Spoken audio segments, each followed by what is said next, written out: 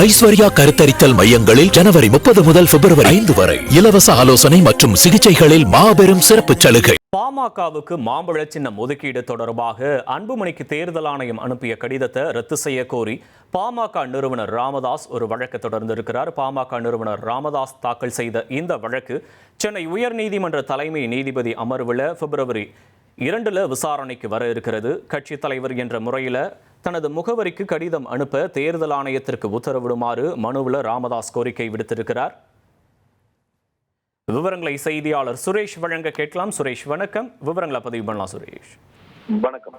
பாமக உரிமை தொடர்பாக கட்சியினுடைய தலைவர் அன்புமணிக்கும் நிறுவனர் ராமதாஸுக்கும் இடையிலே ஒரு மோதல் நீடித்து வரக்கூடிய சூழல்ல இந்த கட்சிக்கு மாம்பழ சின்னம் ஒதுக்கீடு செய்துள்ளதாக தேர்தல் ஆணையம் அன்புமணி முகவரிக்கு கடிதம் அனுப்பியிருந்தது. இந்த கடிதத்தை ரத்து செய்து தன்னுடைய முகவரிக்கு கடிதத்தை அனுப்ப தேர்தல் ஆணையத்திற்கு உத்தரவிட வேண்டும் என்ற ஒரு கோரிக்கையுடன் கட்சியின் நிறுவனர் ராமதாஸ் சென்னை உயர்நீதிமன்றத்தில் வழக்கு தாக்கல் செய்திருக்கிறார்.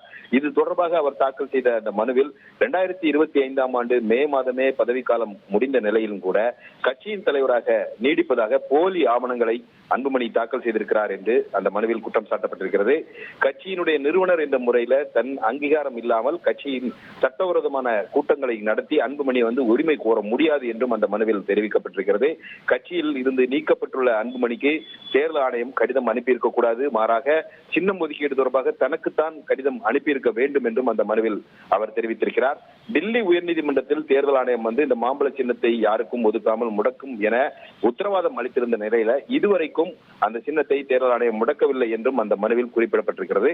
இந்த வழக்கு தலைமை நீதிபதி MM ஸ்ரீவஸ்தவா மற்றும் நீதிபதி G அருள்முருகன் அடங்கிய அமர்வில் பிப்ரவரி 2 விசாரணைக்கு பட்டியலிடப்பட்டிருக்கிறது. விவரங்களுக்கு நன்றி சுரேஷ்.